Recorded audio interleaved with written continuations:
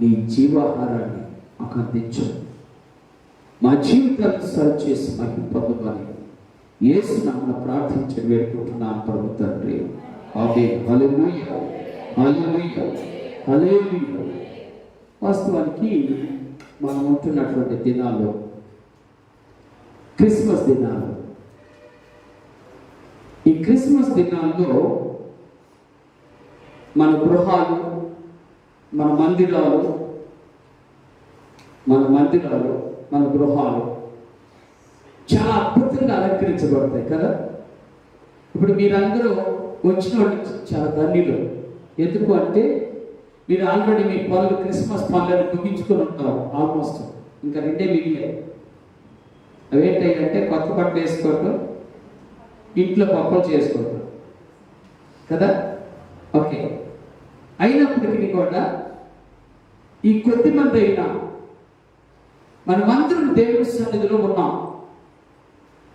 ఈ క్రిస్మస్ దినాల్లో ఒక అద్భుతమైనటువంటి విషయాలు మనకు కనపడతాయి. అందుకని ఒక ఆయన నాలాంటి వాడు ఒక మాట చెప్పాడు. ఏమన్నాడంటే, ఈ క్రిస్మస్ దినాలు రాగానే ఇంటి మీద స్టార్,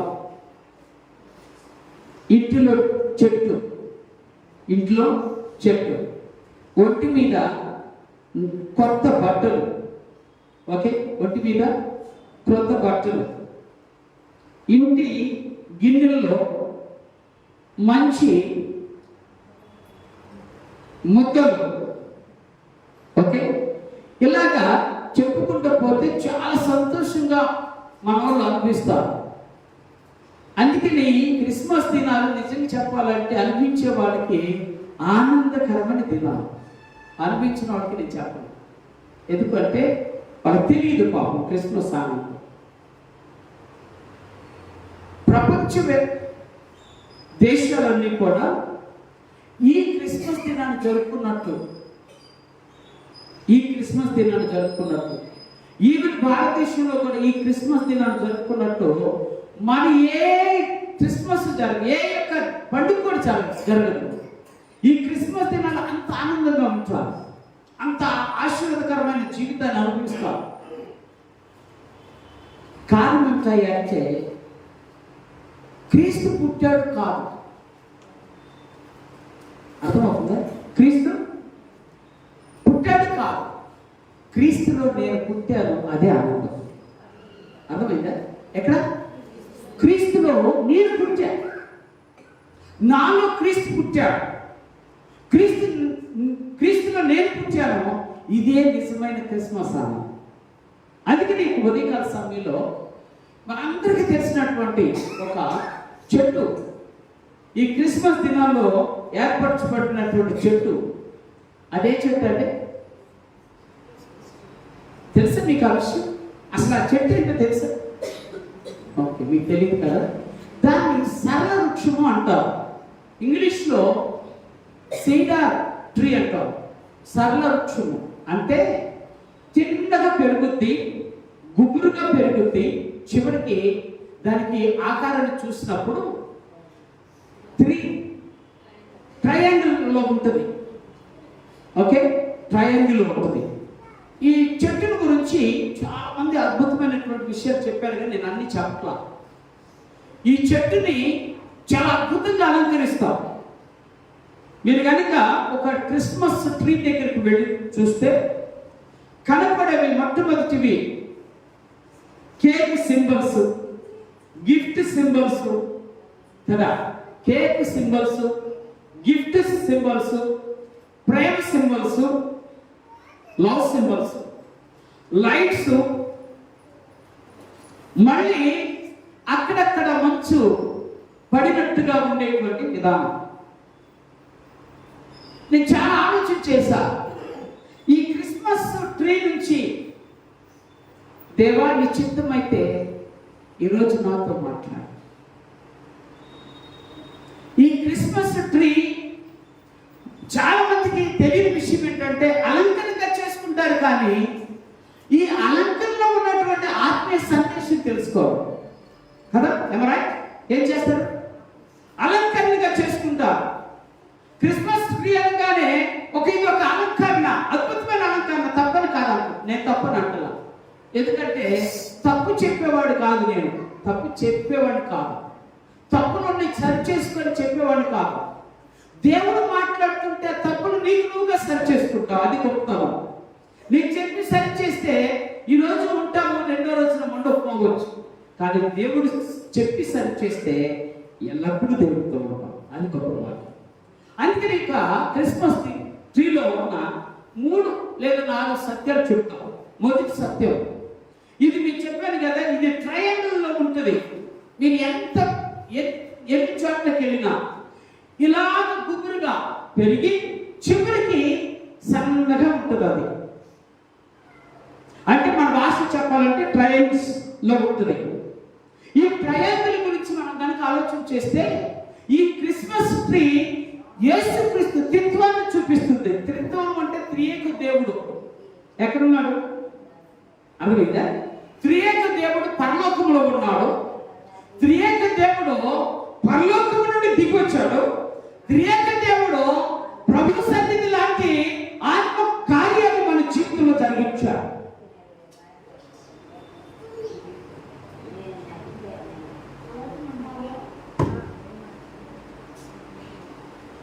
త్రియేక దేవుడు ఇన్ని అద్భుతమైన కార్యాలు చేశాడు. పరలోకం నుండి దిగి వచ్చాడు, భూమి మీద పుట్టాడు, మనందరి కోసం ఆయన ఈ లోకంలో చివరికి చనిపోయాడు. చనిపోయిన అక్కడితో ఆగిపోలా, ఆయన వెళ్ళి తిరిగి లేచి పునరుత్థానుడై పరలోకంలోకి చేరి పరలోకం నుండి పరిశుద్ధాత్మను మన మీదకి పంపించాడు. దేవుని స్తోత్రాలు. అర్థమవుతుందండి? ఇది త్రియేక దేవుని యొక్క కార్యం. త్రియేక దేవుడు సెలవిస్తున్నటువంటి మాట ఏంటంటే, క్రీస్తు నీలో పుట్టితే, క్రీస్తు కనుక నీలో ఉదయిస్తే, క్రీస్తులో కనుక నీవు పుట్టితే తప్పనిసరిగా త్రిత్వమైన దేవుడు ఎల్లప్పుడూ నీతో ఉంటాడు. దేవుని స్తోత్రాలు. అర్థమవుతుందా? ఎల్లప్పుడూ నీతో ఉంటాడు. ఎవరు? నాకు చూడాలి. త్రిత్వమైన దేవుడు, త్రియేక దేవుడు ఏం చేస్తాడంట? ఎల్లప్పుడూ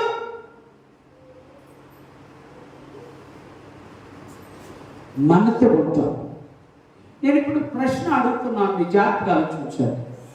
త్రియేక దేవుడు మనతో ఉండటం కంటే శ్రేష్టమైన జీవితం మీ మీద ఉందంట అనుకుంటారు, అంతే అంటారు.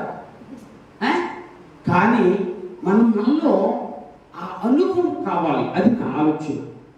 త్రియేక దేవుడు నీతో ఉన్నాడు. ఎందుకు ఈ విషయం చెప్తున్నంటే, త్రియేక దేవుడు 3 లక్షణాలు కనపడతాయి. నెంబర్ 1, ఆయన సర్వశక్తిమంతుడు. ఓకే, ఆయన ఎవరు? త్రియేక దేవుడు. దేవుడు సర్వశక్తిమంతుడు. దానికి ఒకే ఒక ఉదాహరణ ఏంటంటే, ఆయన మాట చేత ఈ సృష్టి యావత్తును చేసిన దేవుడు. ఎవరు చేయగలుగుతారు? ఇది కలుగునుగా కంటే కలిగింది, ఇది అగునుగా కంటే అయ్యింది, ఇది జరుగునుగా కంటే జరిగింది. ఇంతకంటే గొప్ప శ్రేష్టమైన జీవితం ఉందా? అర్థమవుతుందా మీకు? సర్వశక్తివంతుడైన దేవుడు సకలాన్ని విడిచిపెట్టి మనిషి కుమారుడు ఈ లోకానికి వచ్చి మన కొరకు చనిపోయాడు. అంటే మన రక్షణార్థమై మనము చావవలసినటువంటి ఆ ప్రదేశం, ఆ స్థలములో దేవుడు మన కొరకు ప్రాణము పెట్టాడు. జాగ్రత్త. సర్వశక్తివంతుడైన దేవుడు సర్వాన్ని విడిచిపెట్టి నీకు నాకు రక్షణ ఇచ్చాడు. ఇచ్చిన దేవుడు మనలో వెళ్ళి పరిశుద్ధాత్మను మన మీదకి పంపించి, మన దగ్గర మనకు పంపించి, మనలో పంపించి మన పరిశుద్ధులుగా చేశాడు. ఈ క్రిస్మస్ ట్రీ మన జీవితాన్ని తెలియచేసే ఒకే ఒక విషయం ఏంటంటే, నీవు ప్రభువులో జన్మించితే నీ జీవితం పరలోక రాజ్యానికి వెళ్తుంది. ఈ యొక్క క్రిస్మస్ ట్రీ చెప్పేటువంటి విషయం ఏంటంటే, త్రియేక దేవుడు నీ కొరకు నా కొరకు చేసిన అద్భుతమైన కార్యము ఈ ప్రపంచంలో ఎవరూ చేయరు. అందుకే ఆ యొక్క ట్రీ మన ఇంటిలో ఎల్లప్పుడూ ఉండదు కాక. ఏ ట్రీ?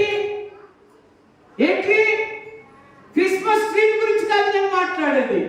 ఇది క్రిస్మస్ సీజన్ అయిపోగానే మళ్ళీ మనిషి సంచులు పెట్టి మళ్ళీ ఎక్కడో పడేస్తారు, మళ్ళీ క్రిస్మస్కి తీస్తారు. రైట్ కాదు. త్రియేక దేవుడు ఎల్లప్పుడూ మీతో నాతో ఉంటే అంతకంటే ఆశీర్వాదకరమైన జీవితం మరొకటి. ఎవరు ఉండాలి మనతో? త్రియేక దేవుడు ఉండాలి. ఆయన అంటున్నాడు, నేను నీతో ఉంటా, సదాకాలం నేను నీతో ఉంటా. ఇప్పుడు కాదు, ఒక్కసారి నన్ను ఆహ్వానించి, ఒక్కసారి నాలో నువ్వు జన్మించి, ఒక్కసారి నీ హృదయంలో నేను ఉంటే ఆటోమేటిక్ గా నీ జీవితాంతము కూడా నేను నీతోనే ఉంటా, నీకు తోడుగా ఉంటా, నీతో ఉంటా, నీకు తోడుగా. దేవుడు మనకు తోడుగా ఉన్నాడు. అందుకనే ఆయనకి ఇమ్మానుయేలు అని పేరు పెట్టాడు. మొదటి సందేశం, త్రిత్వమైన దేవుడు నీలో ఉండుగాక. రెండో విషయాన్ని మనం ఆలోచించేద్దాం. ఈ త్రిత్వమైన దేవుడు ఈ యొక్క సీనారు వృక్షాన్ని గురించి, సరళ వృక్షాన్ని గురించి మాట్లాడుతున్నాడు. మాట్లాడతాయి అంటే ఇదట దేవత దేవుడు సెలవిచ్చినటువంటి మాట. ఇది ఎల్లప్పుడూ పచ్చగా ఉంటుందట. ఇది ఎండిపోవడం తెలియదు. ఎందుకంటే ఇది మంచులోనే ఎక్కువగా పెరుగుద్ది. దేంట్లో మంచులో పెరిగింది చచ్చిపోవడం అంటే చాలా కష్టం. ఇది ఎప్పుడు పచ్చగా ఉంటుంది. అందుకనే ప్లాస్టిక్ క్రిస్మస్ ట్రీ అయినా ఎండిపోయింది ఎవరు తీసుకొస్తారు. ఎక్కడైనా మీరు చూసారా క్రిస్మస్ ట్రీ ఒక ప్లాస్టిక్ దాన్ని గ్రీన్ కాకుండా ఎల్లో వేసినట్టు ఎప్పుడైనా చూసారా? ఒకటిగా ఎల్లో ఉండొచ్చు, కానీ అవి లేవు, అవి ఏర్పాటు చేయలేదు. క్రిస్మస్ ట్రీకి పచ్చదనమే కావాలి, పచ్చగుంటేనే ఆనందం. ఎందుకు తెలుసా? పరలోక పట్టణము పచ్చదనం అర్థమవుతుందా?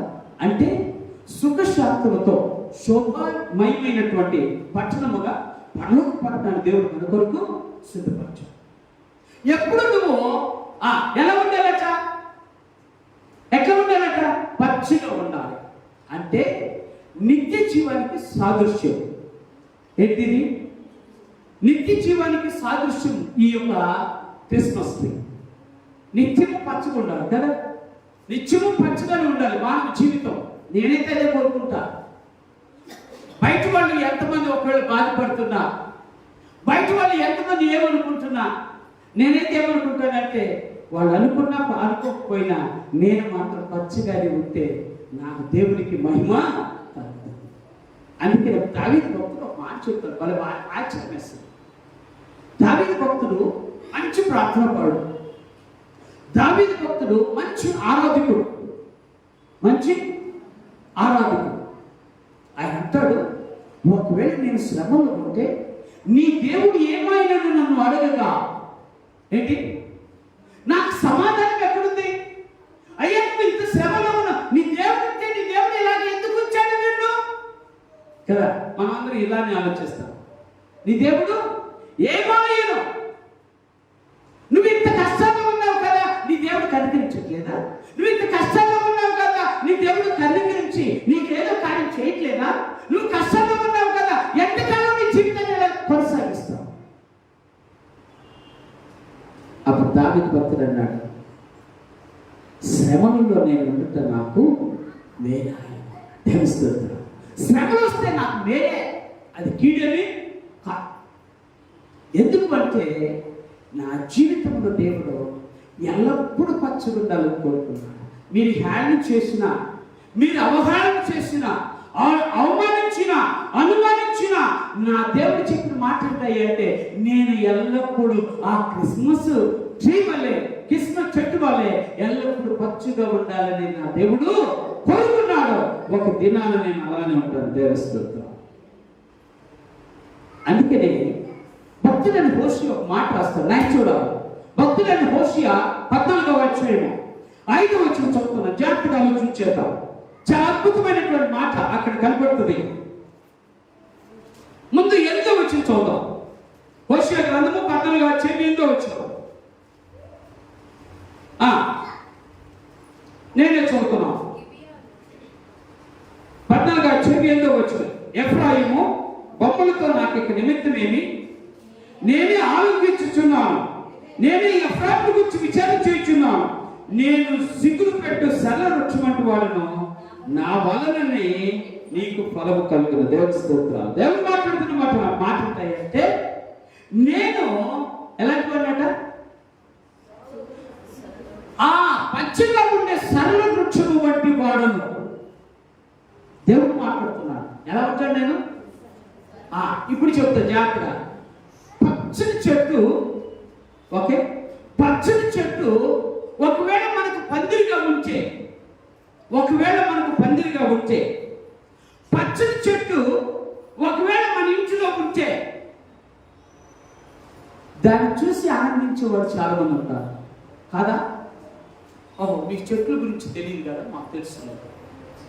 ఒక చెట్టు పచ్చిగా ఉంది అంటే ఆ చెట్టును చూసి ఆనందించే రైతు చాలా మంది ఉంటారు. చూసావా నా చెట్టు ఎలా ఉందో అంటే, కారణం ఏంటో చెప్పనా? ఆ పచ్చని చెట్టుకి రక్షణ ఇచ్చే దేవుడు యేసయ్య. అందుకే ఆయన అంటాడు, నేనే ఓ ఎఫ్రాయిము, నేనే ఓ ఇశ్రాయేలు, నేనే ఓ దేవుని బిడ్డ, నేనే ఏం చేస్తాడు? ఆ సరళ వృక్షం వల్లే నేను సరళ వృక్షం వంటి వాడను, నేను చిగురు పెట్టు సరళ వృక్షం వంటి వాడిని. ఏం చేస్తాడట? చిగురు పెడతాడట. జాగ్రత్త ఆలోచించాడు. సరళ వృక్షము ఎండిపోవడానికి అవకాశం లేకపోవడానికి కారణం ఏంటంటే, ఇది ఎల్లప్పుడూ కూడా ఈ క్రిస్మస్ ట్రీ చిగురు పెడుతూనే ఉంటుంది. చిగురు పెడుతుంది. ఒకవేళ ఊడిపోయినా ఇది పెడుతూనే ఉంటుంది. అందుకని మహాదేవుడు అంటాడు, ఈ సరళ వృక్షం వల్లే నీవు కూడా చిగురు పెట్టాలి. నువ్వు పచ్చిగా ఉండాలంటే తప్పనిసరి ఏం చేయాలి? నువ్వు చిగురు పెట్టాలి. అంతే కదా? చిగురు పెడితే ఆ చెట్టు ఎలా ఉంది? పచ్చిగా ఉంటుంది. చిగురు లేదనుకోండి ఆ చెట్టు పచ్చిగా ఉంటుంది. ఈ యొక్క దేవుడు కూడా మాట్లాడే మాట ఏంటంటే, నీవు నేను పచ్చిగా ఉండి చిగురు పెడుతూ ఉంటే ఆ దేవునికి మహిమ కలుగుతుంది. అందుకే నిత్య జీవము, దేవుడు మనకిచ్చే నిత్య జీవం ఉందో చూసారా? ఆ నిత్య జీవము నీవు నేను ఎల్లప్పుడూ చిగురు పెట్టే వారంగా ఉంటాం. దేవస్థానం ఎల్లప్పుడూ, ఒక కాలం కాదు, ఒక సమయం కాదు. ఈ ఈ యొక్క వృక్షానికి ఉన్నటువంటి ఆ గొప్పతనం ఏమిటాయంటే, ఇది ఎల్లప్పుడూ చిగురు పెడుతూనే ఉంటుంది. ఎల్లప్పుడూ చిగురు పెడుతూనే ఉంటుంది. అంత అద్భుతమైన ఆశీర్వాదాన్ని పరలోకంలో నీ కొరకు నా కొరకు దేవుడు దాచించాడు. నిత్య జీవం అనేటువంటి మాట. నిత్య జీవము ఎవరికి దొరుకుతుందట? చిగురు పెట్టే వారికి దొరుకుతుందట. నిత్య జీవము చిగురు పెట్టిన వారు నిత్యము పచ్చిగా ఉంటారు కాబట్టి వారి ప్రభు సన్నిధిని అనుభవిస్తారు.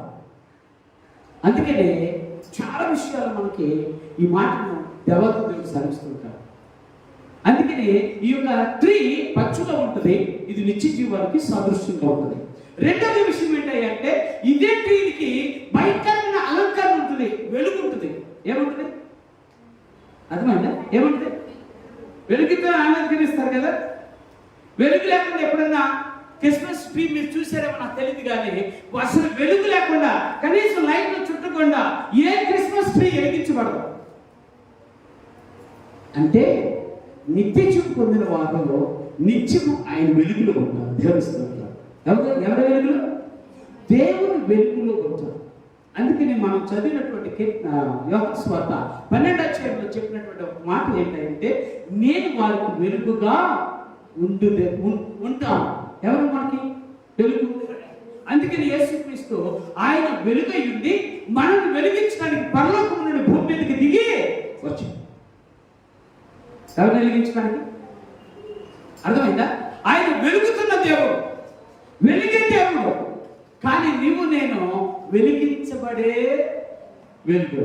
వెలిగించబడితే తప్ప, అంటే మన భాషలో చెప్పాలంటే మనం ఆయన లైట్, మనమేమో క్యాండిల్. క్యాండిల్ ఏమవుతుంది? వెలిగిద్దా? వెలిగి ఏదో తిన్నానా దాని యొక్క రూపాన్ని కోల్పోవు. రైట్? కానీ దేవుని యొక్క వెలుగు అది రూపాన్ని కోల్పోయేది కాదు, అది ఎల్లప్పుడూ అలాగనే ఉండేది. నిత్య జీవంలో ఉన్నటువంటి నీకు నాకు మహాదేవుడు గొప్ప వెలుగుగా ఉంటాం, గొప్ప వెలుగుగా ఉంటాం.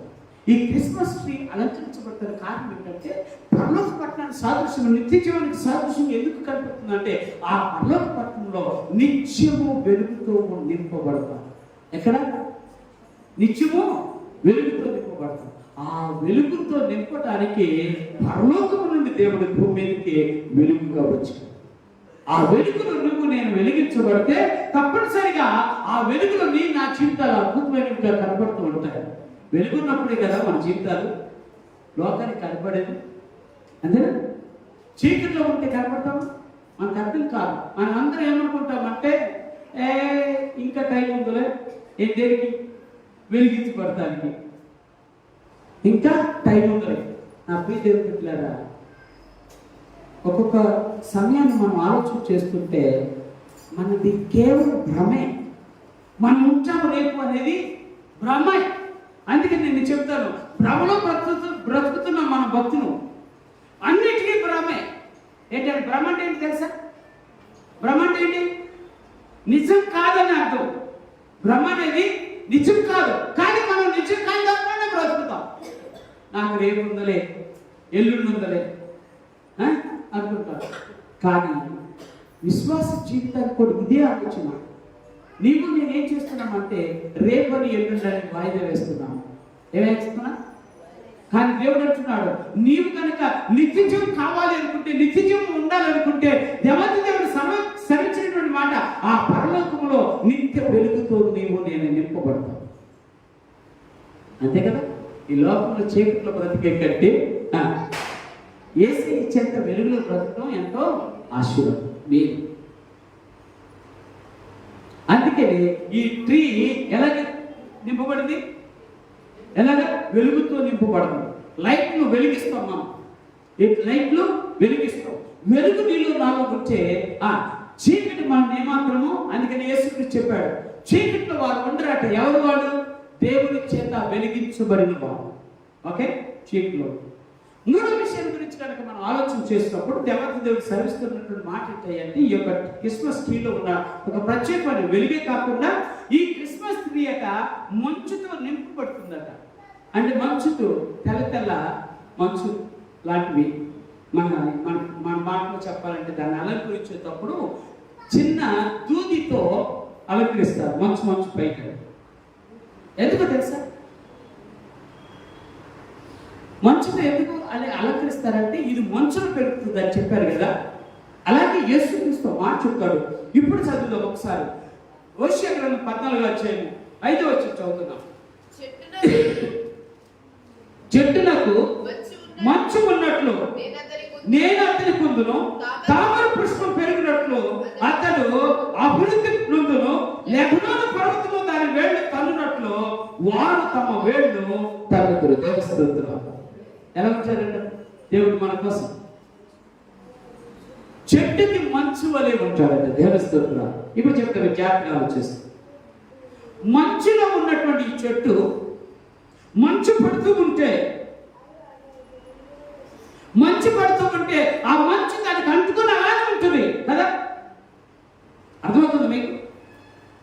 దేవుడు కూడా ఎలా అంటున్నాడు, నేను మీకు మంచు వలె ఉంటాను.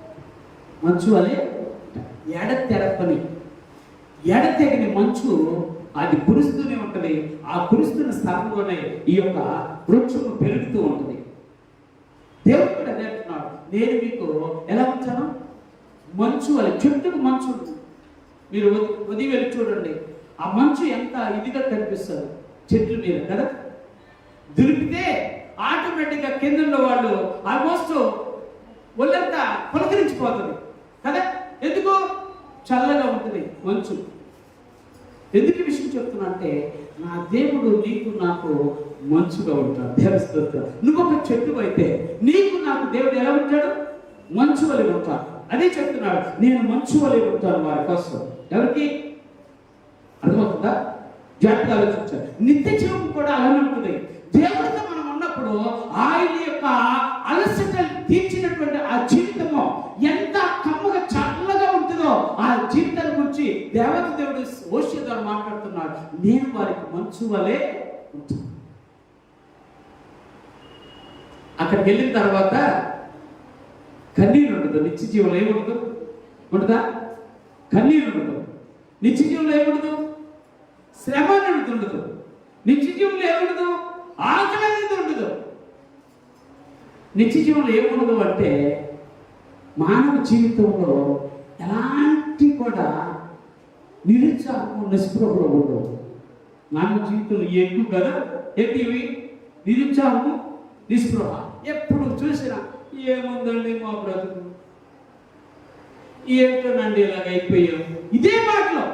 కానీ దేవుడు అంటున్నాడు, నీవు నన్ను నమ్ముకుని ఎల్లా నేను నిన్ను తలగా ఉంచుతా కానీ తోకట మాత్రం ఉంచును. ఎందుకంటే నేను మంచు వలె నీ చుట్టూ ఆవరించుంటాను. దేవుడి స్తోత్రం. మంచు వల్ల దేవుడు మనల్ని ఆవరిస్తాడట. ఎలాగా? మంచు వల్ల దేవుడు మనల్ని ఆవరిస్తాడు. అందుకని ఈ ప్రేమ దేవుడు బిడ్డలారా, దేవుని బిడ్డలమైన మనము ఆ యేసుక్రీస్తు చెప్పినట్టుగా మన జీవితము మంచు వలె ఉంటే, దేవుడు మనకు మంచులాగా ఉంటే తప్పనిసరిగా ఆ చెట్టు ఏ విధంగా మంచులో పెరుగుతూ ఉంటుందో నీవు నేను కూడా ఎన్ని పరిస్థితులు వచ్చినా ఎదుగుతూనే ఉంటాం. అందుకని నిత్య జీవంలో దేవుడు మహాభాగ్యం ఏమిటంటే నిత్యము ఆయన స్థుతిస్తూనే ఉంటాం. ఈ రోజైతే మనం కొంతమంది రాకపోవడానికి కారణం ఏదైనా కానీ ఈ రోజున మనం చూడలేదు. కానీ కొంతమంది ఉన్నారు అంటే కారణం ఏంటంటే వారు నిత్య జీవులకు వారసులు అవటానికి దేవుడు వారికి మంచులాగా ఆవరించి ఉన్నాడు. ఈ మంచు ఎడతెప్పుడు మంచు. అందుకనే దేవుని రాజ్యంలో నిత్య జీవంలో దేవుడు మనకు మంచుగా ఉంటాడు. నిత్య జీవుల దేవుడు మనకు వెలుగుగా ఉంటాడు. నిత్య జీవుల దేవుడు మనకి ఆ పచ్చదనాన్ని దేవుడు మనకి అనుగ్రహిస్తాడు. పచ్చదనాన్ని దేవుడు అనుగ్రహిస్తాడు. అందుకని ఒక మాట చెప్తాడు పరిశుద్ధ గ్రంథంలో, కీర్తన గ్రంథం 92వ కీర్తన 13వ వచనం చదువుతున్నాం.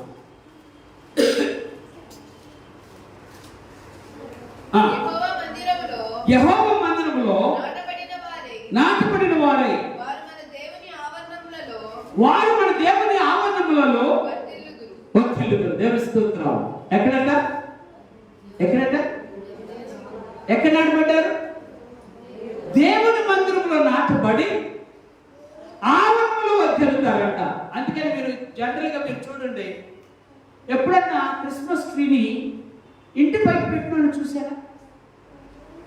అదేంటి బయట నుంచి చేస్తారు కదా ట్రీ, కాదా? ఇంట్లో లోపల తయారు చేస్తారు మీరు. సరే, దాన్ని ఎలా పెడితే ఎక్కడ పెడతారు? ఇంట్లో పెడతారు. ఎందుకని? ఇంట్లో లైట్లు ఉంటాయి, అయినా కూడా ఇంట్లో పెడతారు. ఎందుకని?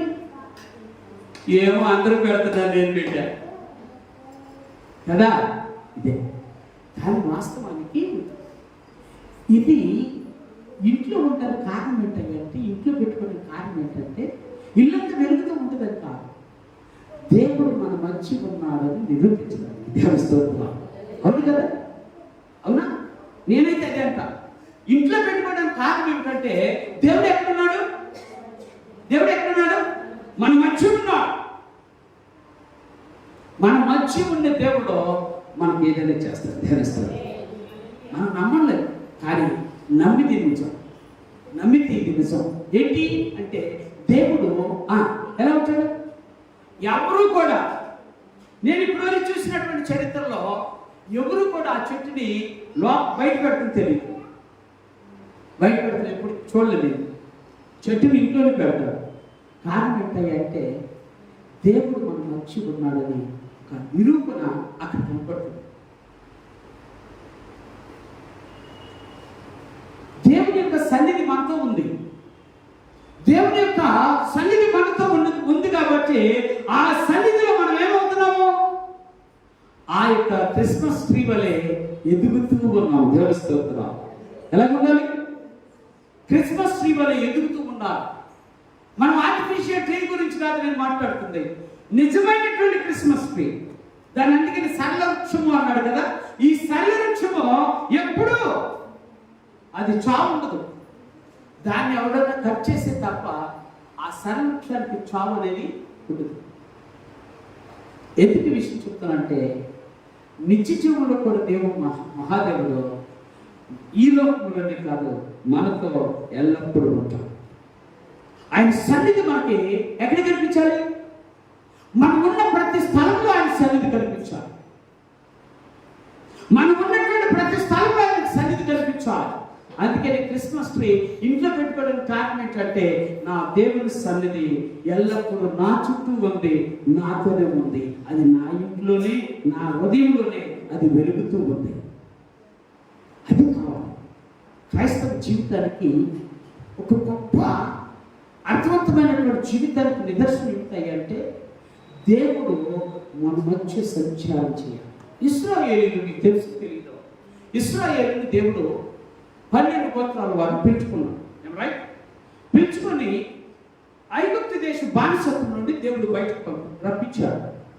కానాను దేశానికి వెళ్లే ముందు దేవత దేవుడు ప్రత్యక్ష గుడారాన్ని ఏర్పాటు చేసుకున్నాడు. మోషేతో అంటాడు, ప్రత్యక్ష గుడారాన్ని గురించి చెప్తూ అంటాడు, మరి మోషే ఆ గుడారము ఆ 12 గోత్రాల వారికి మధ్యలో ఉండాలి. ఏ గుడారం? ప్రత్యక్ష గుడారం. ఎక్కడ ఉండాలి? 12 గోత్రాల వారు. తూర్పున కొన్ని గోత్రాలు ఉంటే, ఉత్తరాన కొన్ని గోత్రాలు ఉంటే, దక్షిణాన కొన్ని గోత్రాలు ఉంటే, మరి పశ్చిమాన కొన్ని గోత్రాలు. ఆ గోత్రాలు చుట్టూ ఉండాలి. దేని చుట్టూ ఉండాలి? ప్రత్యక్ష గుడారం చుట్టూ ఉండాలి. మధ్యలో ఆ గోత్రానికి ఈ గోత్రానికి మధ్యలో లేవీయులు ఉంటారు.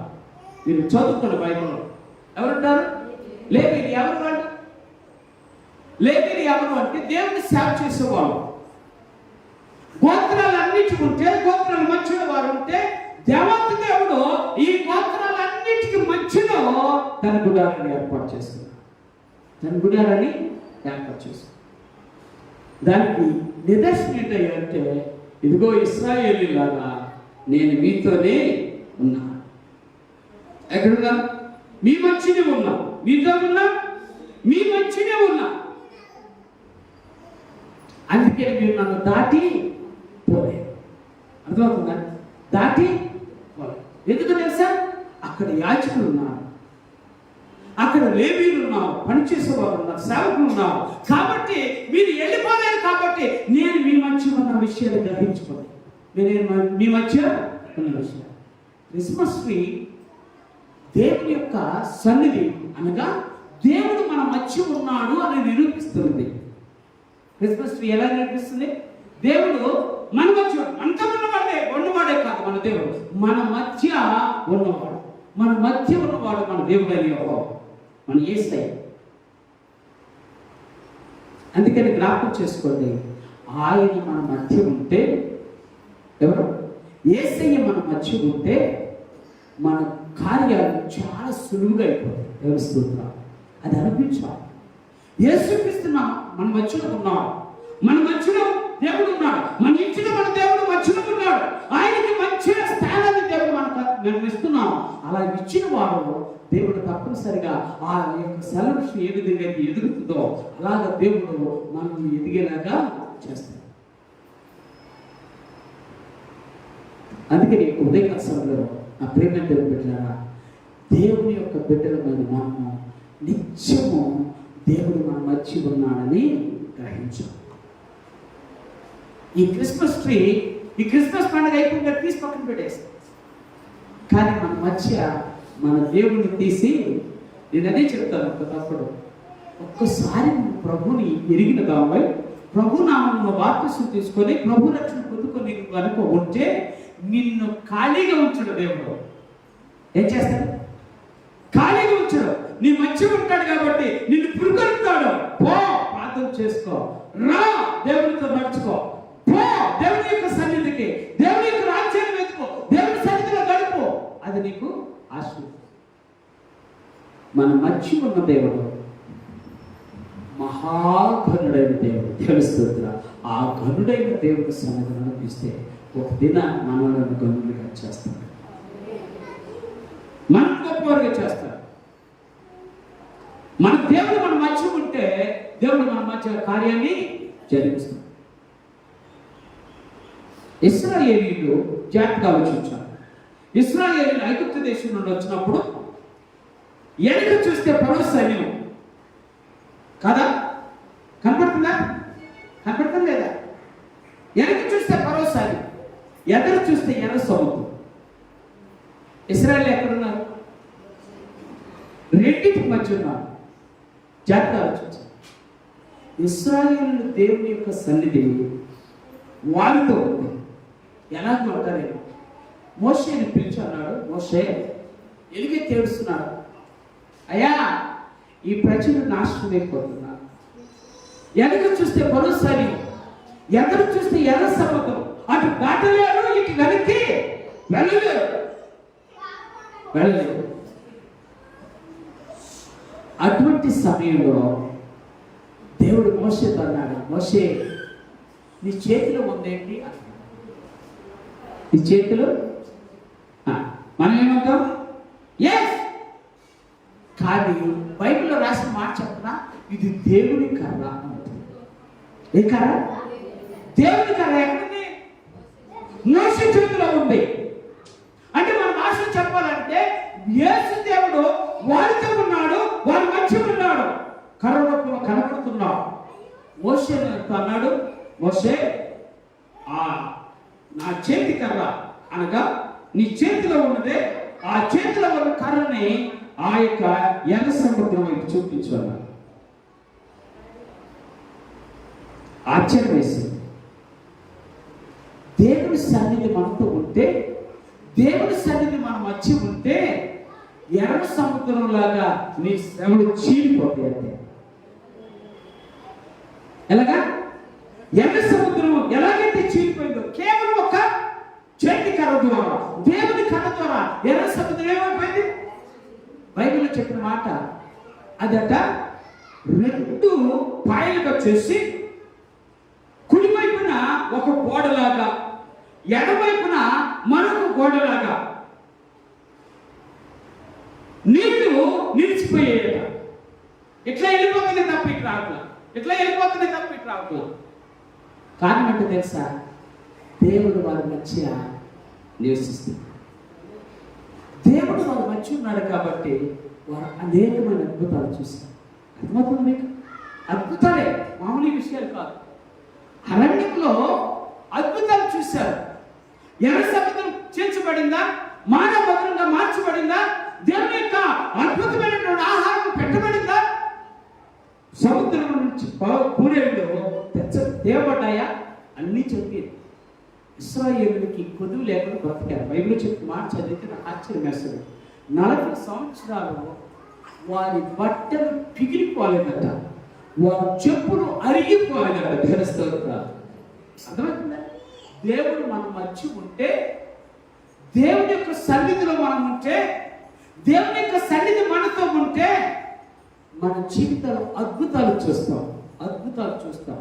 నమ్మిన వారు దేవునికి మహిమ చెల్లిద్దాం. అందుకని దేవాలయాన్ని సాధిస్తున్నటువంటి మాట. ఈ క్రిస్మస్ ట్రీకి ఉన్నటువంటి ప్రత్యేకత ఏంటంటే, ఈ క్రిస్మస్ ట్రీ వెలుగుతో నింపబడుతుంది. ఈ క్రిస్మస్ ట్రీ మంచులే కప్పబడుతుంది, మంచులో కప్పబడుతుంది. ఈ క్రిస్మస్ ట్రీ పచ్చగా ఉంటుంది. ఇది దేవుని యొక్క సన్నిధికి, దేవుని యొక్క శక్తికి నిదర్శనంగా కనపడుతుంది. అది దేవుని సన్నిధిలో మనలను గురించేటువంటి ఒక గొప్ప ఆశ్చర్యకరమైనటువంటి చెట్టుగా మనం చూస్తుంది. ఆ చెట్టు మనలను ఎదిగేటట్టుగా చేస్తుంది. ఆ దేవత దేవుడు శ్రమిస్తున్నటువంటి మాట ఏంటంటే, ఆ చెట్టు నిత్య జీవులోకి నన్ను నడిపిస్తుంది. దేవుడు ఉంటే మనతో మన జీవితం నిత్య జీవం. అందుకే నేను ఒకరు ఉదయకాలంలో నిత్య జీవానికి సాదృశ్యమైన దాగున్నాడు. త్రిత్వానికి సాదృశ్యమైనటువంటి చెట్టును మనం చూస్తున్నాం.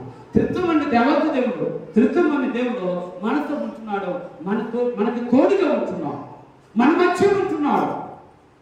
క్రిస్మస్ ట్రీ వల్ల ఇప్పుడు ఒక విషయం చెప్తారు చివరిగా. ఆ క్రిస్మస్ ట్రీ ఎంత ఆశీర్వాదకరమైందో మీకు ఒక మాట. క్రిస్మస్ ట్రీ మన ఇంటికి వస్తారు కదా, విజిటర్స్ వస్తారా? నీవు అలంకరించిన ఆ క్రిస్మస్ ట్రీని చూసి మొట్టమొదటి వచ్చిన వాళ్ళు ఆనందం కలుగుతుంది. ఆమె కదా ఏం చూస్తారు? ఎంత బాగా అలంకరించామండి, ఎంత బాగా అన్ని పెట్టావు కదా. ఏమన్నా దీనికి లైట్లు ఉన్నాయి, దీనికి గిఫ్ట్ ప్యాకెట్స్ ఉన్నాయి, లవ్ సింబల్స్ ఉన్నాయి. ఇవన్నీ కూడా దేవుడి ప్రేమకు సాదృశ్యంగా కనబడుతుంది. అందుకే దేవుడు అంటాడు, నా ప్రేమ శాశ్వతమైనది. ఏమండి, మన ప్రేమ కూడా ఉండదండి. ఒక మాట చెప్పనా, మన పిల్లల్ని మనం ప్రేమిస్తాం ఎప్పటి వరకు? మనలో మన మాట జనరల్గా మనం మాట్లాడుకునే మాట ఏంటంటే, మన పిల్లలు మనం ఏ విధంగా ప్రేమిస్తామంటే వాళ్ళు మంచిగా మనతో ఉంటేనే ప్రేమిస్తాం. తర్వాత ఎంత పోయిడు నా పాలిట పడ్డ. ఒక్కో తల్లి అంటది, ఏమంటుందో తెలుసా, హే నువ్వు పుట్టినప్పుడు వడ్డీకి చేస్తున్నాయి, నాకు ఈ శ్రమణ తప్పేనో కదా. ఏమిస్తే అంటే మా ఒడ్లు ఉంటాయి కాబట్టి మా ఊరు అట్టంటారు, మీ ఊరు లేకంటారు, నాకు తెలియదు. ఇది వడ్డీకి చేయాల్సిందంటే ఆలోచన చూసారా. కానీ నా యేసయ్య అంటున్నాడు, ఎప్పుడు అలాంటి ఆలోచన చేయాలి. ఎప్పుడు నువ్వు మంచిగా ఉన్నావని ఆయన నిన్నేదో గొప్పగా ఆలోచన చేయలేదు, నువ్వు చెడిపోయేవని కూడా ఆయన నిన్ను ఏదో విధంగా నాశనం చేయలేని ఆలోచన చేయలేదు. కారణం ఏంటో తెలుసా, ఆయన ప్రేమ శాశ్వతమైన ప్రేమ. ఆయనకొక్కటే తెలుసు ప్రేమించు, ఆయనకొక్కటే తెలుసు ప్రాణమేంటో, ఆయనకొక్కటికి తెలుసు నిన్ను నన్ను బ్రతికించు. అందుకే చెప్తా, నిన్ను నన్ను బ్రతికించే దేవుడు మన యేసయ్య. ఈ క్రిస్మస్ ట్రీ అది మన జీవితాలను వెలుగుతో నింపాలి, అది మన జీవితాలకి నిత్య జీవాన్ని ఇవ్వాలి, అది మన జీవితాన్ని నిత్యము బ్రతికించాలి. చివరి మాట చెప్పి నేను ముగిస్తున్నాను. అదేంటంటే, ఇప్పుడు మీకు చెప్పాను కదా, క్రిస్మస్ ట్రీలో ఏమేమి ఉంటాయి? లైట్లు ఉన్నాయి, పచ్చగా ఉంటుంది, తర్వాత మంచుతో కప్పబడుతుంది. నాలుగవది, ఈ క్రిస్మస్ ట్రీలో ఒక అద్భుతమైనటువంటి నాలుగో విషయం ఏంటంటే, జనరల్గా గిఫ్ట్ ప్యాక్స్ ఉంటాయి. తెలుసా ఎందుకు పెడతారు? శాంటా క్లాస్ వచ్చి పెట్టారా? ఎందుకు పెడతారు గిఫ్ట్ ప్యాక్స్? తెలుసా మీకు ఆ విషయం? చాలా మందికి తెలీదు. నేను మొట్టమొదటిసారి అనుకున్నది, నేను కర్ణాటక రాష్ట్రంలో చదువుతున్నాను. మా క్లాస్మేట్స్ అందరూ కలిసి ఒక రోజున, అరే మనందరం కూర్చొని మాట్లాడుకుందాం, సిస్టర్స్ అందరం పిలుద్దాం, మాట్లాడుకుందాం అని చెప్పి ఒక టైం నిర్ణయించి మాట్లాడుకోవడానికి ప్లాన్ చేసుకున్న తర్వాత అందరూ కూర్చున్నాం మాట్లాడుకున్నాం. ఒక కుర్రాడు వచ్చి మాట్లాడుకున్న తర్వాత ఒక బాక్స్లో, మాకు తెలియదు, బాక్స్లో చీట్లు వేసాడు. చీట్లు వేసి ఇలా ఊపి తలకు చీట్ తీసుకోమన్నాడు. ఆ చీట్లు ఏమి రాశాడు మాకు తెలియదు. సరే చీట్ తీసుకొని జస్ట్ ప్రార్థన చేసుకొని చీట్లు ఓపెన్ చేయను. సరే చీట్లు ఓపెన్ చేస్తే ఒక్కొక్కరి పేరు ఒక్కొక్కరికి వచ్చింది. ఒక్కొక్క పేరు ఒక్కొక్కరికి వచ్చింది. సరే నాకు అర్థం కాలే, పేరు ఇచ్చారు, ఎందుకు రాశారో తెలియదు, చీట్లు ఎందుకు వేసారో తెలియదు, ఎప్పుడు చూడాలి అనుకోలేదు. నాకు చాలా క్రిస్మస్ చూసే కానీ ఇలాంటి అనుభవం లేదు. సరే కదా అని చెప్పి ఆలోచన చేసినప్పుడు వెంటనే ఆ ప్రార్థన చేసి మాట్లాడినటువంటి బ్రదర్, నాకంటే వయసులో పెద్దతను, అతను అన్నాడు, మీకు ఇవ్వబడిన మీకు వచ్చినటువంటి పేరులో వచ్చిన పేరు వాళ్ళకి ఒక మంచి గిఫ్ట్ తీసుకొని రావాలి. మీ ఇష్టం వచ్చింది, తక్కువ ఖరీదులో తీసుకొస్తారా ఎక్కువ ఖరీదులో తీసుకొస్తారా మీ ఇష్టం, కానీ తప్పనిసరిగా గిఫ్ట్ తీసుకురావాలి. నాకు అర్థం కాదు ఏం జరిగింది. అప్పుడు మనం చాలా రిచ్, తెలుసు కదా, చెప్పాగా చాలా రిచ్, మామూలు రిచ్ కాదు. ఎట్లా ఎట్లా ఎట్లా ఇంకానే డబ్బులు వచ్చేసేస్తాయి అలా ఉంటుంది. సరే కదా అని చెప్పి నాకు ఒక బ్రదర్ పేరు వచ్చింది. నాకు అర్థం కాదు ఇప్పుడు ఏం చెప్పాలి. వాడేం పెద్ద, వాడు బాగా ఉన్నవాడు, ఇంట్లో ఎప్పటికప్పుడు వాడికి 1000 రూపాయలు అంటే ఈజీ పంపించేస్తాడు. వాడికి మనం ఏం సాటిస్ఫై చేస్తామని చెప్పి బాధపడుతూ, సర్లే ఏమో దేవుడు అయ్యానికి ఏదో ఏర్పాటు చేస్తాడని చెప్పి అనుకుని, నిజంగానే దేవుడు అనుకోకుండా ఒక థాట్ ఇచ్చాడు. ఈగల్ నోట్బుక్ అని ఒకటి ఉంటుంది. మీరు ఎప్పుడైనా చూసారో తెలియదు, నాకు తెలిసినంత ఈగల్ నోట్బుక్. ఆ నోట్బుక్ లో ఒక చిన్న క్యాప్షన్ రాశారు. This gift belongs to brother పేరు పెట్టి సుధా, సుదర్శన్ అదర్ పేరు. Gift belongs to Sudha. Sudha, I never forget your. అర్థమవుతుందా? ఇది ఈ పుస్తకం నీకు సుధా, కానీ నేను ఎప్పుడు నిన్ను మర్చిపో. అంటే ఏంటి చెప్పనా, క్రిస్మస్ ట్రీలో ఆ గిఫ్ట్లు ఉంటానికి కారణం ఏంటంటే యేసుక్రీస్తు దేవుడు మనకు గిఫ్ట్ అయ్యాడు. తెలుస్తుందా?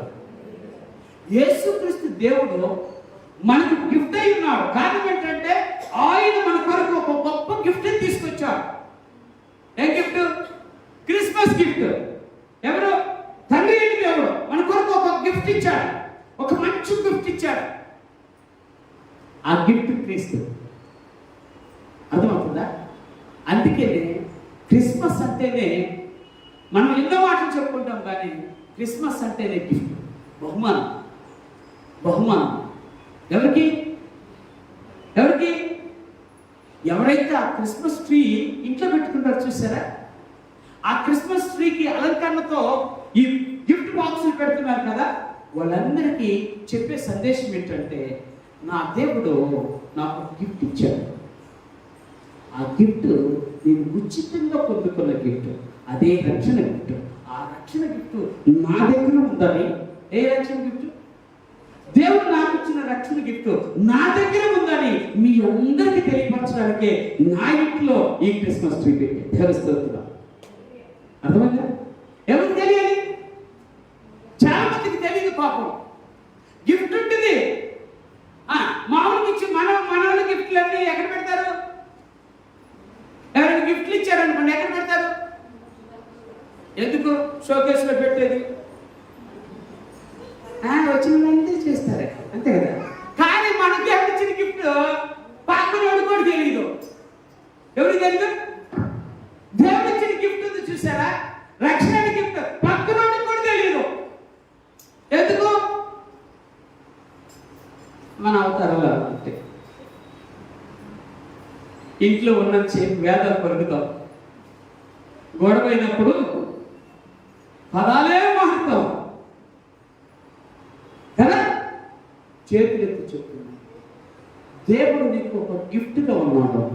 ఆ గిఫ్ట్ నువ్వు ఏ విధంగా అయితే షోకేస్లో అందరికి కనపడేలా చేస్తున్నావో, నీ జీవితం కూడా అందరికి కనపడేలా ఉన్నాడు.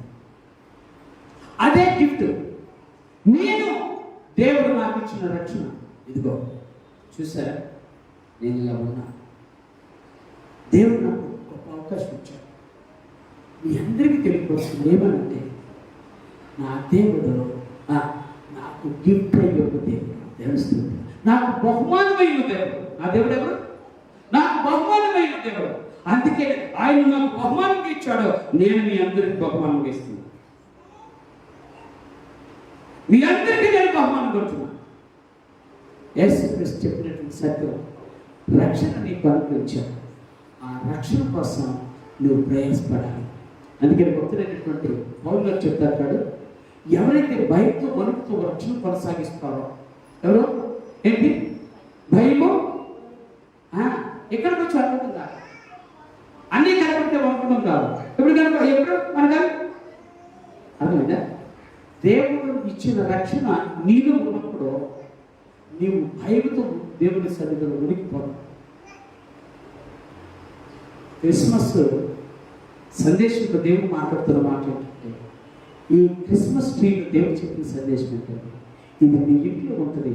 కారణము నా దేవుడు నీకు ఒక గొప్ప ఆశీర్వాదకరమైన బహుమానాన్ని ఇచ్చాడు. ఆ రక్షణ విషయంలో నువ్వు జాగ్రత్తగా అట్లా కొరకు దేవుడు మనకు దయచేయండి. ప్రభు సభ్యులు చిన్న ప్రార్థన చేయండి. పరిశుద్ధుడైన తండ్రి, ఈ ఉదయకాల సమయంలో మాతో మాట్లాడు శ్రేష్టమైన మాటను బట్టి స్తుతిస్తున్నాను అయ్యా. ఈ క్రిస్మస్ ట్రీ నీ తత్వానికి సాదృశ్యంగా కనపడుతుంది. నువ్వు చేసినటువంటి మేలులకు సాదృశ్యంగా కనపడుతుంది. అయ్యా నువ్వు చూపిన ప్రేమకు సాదృశ్యంగా కనపడుతుంది. నీవిచ్చిన నిత్య జీవములకు సాదృశ్యంగా కనపడుతుంది. నీవిచ్చిన బహుమానములకు సాదృశ్యంగా కనపడుతుంది. నీ బిడ్డలమైన మేము నువ్వు మాతో ఉన్నావని, మాకు తోడుగా ఉన్నావని, మా మధ్యలో ఉన్నావని అయ్యా తండ్రి ప్రభునైనా మమ్మల్ని ప్రభ మా జీవితాలకు ఒక బహుమానం ఇచ్చేవాని, ఆ బహుమానం అనేక మందికి చాటి చెప్పాలనే ఆశతో ఈ క్రిస్మస్ దినాలు మాకు అనుగ్రహించారు. అటు కృపను దయచేసి దీవించాం. యేసు నామమున ప్రార్థించి వేడుకుంటున్నాను తండ్రి. ఆమేన్. ఒక పాట పాడుతుందిగా ప్రార్థన సమర్పించుకుందాం. రండి అమ్మా, పాడండి అమ్మా. మార్తమ్ గారు పాట పాడారు.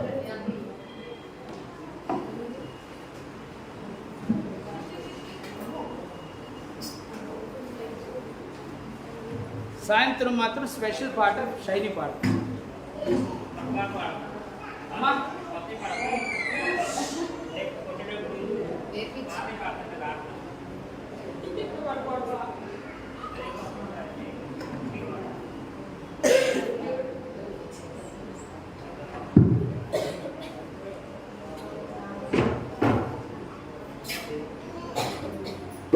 మీరంతా కూడా మాకు పండుగ రోజులేనండి. అసలు ఈ నెలే కాదు, ప్రతి ఆదివారం కూడా మనకి పండుగ రోజులు అవుతుంది. ఎందుకంటే దేవాలయానికి వచ్చి దేవుడు మాట్లాడుతాం. ప్రతి వారం కూడా మనకు పండుగ రోజు. అందులో ఇంకా శ్రేష్టమైనది డిసెంబర్ నెల మనకి ఈ 25వ తారీఖు మరి ప్రపంచం అంతా కూడా దేవుడి పుట్టినరోజు చేసుకుంటాం. కాబట్టి ఇలా 5 రోజులు బయట నుంచి అది ప్రార్థన జరుగుతూ కేకులు వస్తుంటే ఎంతో సంతోషంగా కలుగుతారు. అప్పుడు దేవుని పుట్టినరోజు